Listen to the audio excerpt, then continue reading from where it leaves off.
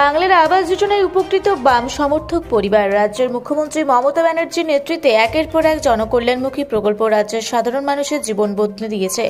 স্বাস্থ্য সাথী থেকে সবুজ সাথী প্রত্যেকটি প্রকল্পই রাজনৈতিক বিভাজনে ঊর্ধ্বে উঠে মানুষের পাশে দাঁড়িয়েছে।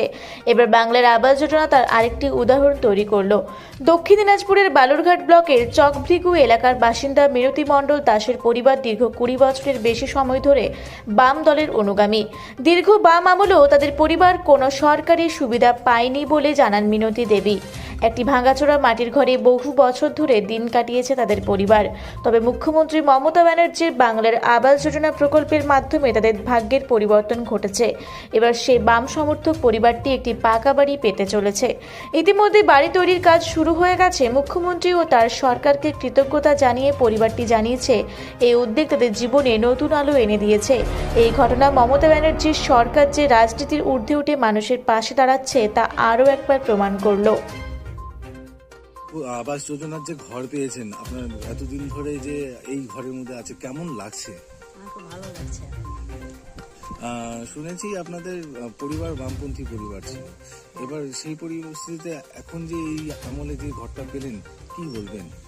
আমার স্বামী দীর্ঘদিন ধরে 22 বছর ধরে বামপন্থী করতো, কিন্তু আমরা কোনো সুযোগ সুবিধা পাইনি।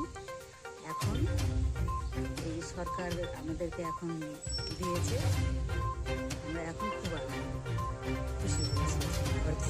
মাটির ঘরেতেই ছিলাম এতদিন, কোনোদিন কোনো সুযোগ সুবিধা পাইনি বামের আমলে।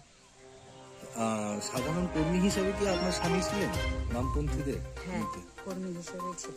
না কোনো বড় জায়গায় তার না, কোনো বড় জায়গায় না, কিন্তু খুব খেটেছে আগে, দিন রাত মানে 12টা কি 1টা কি।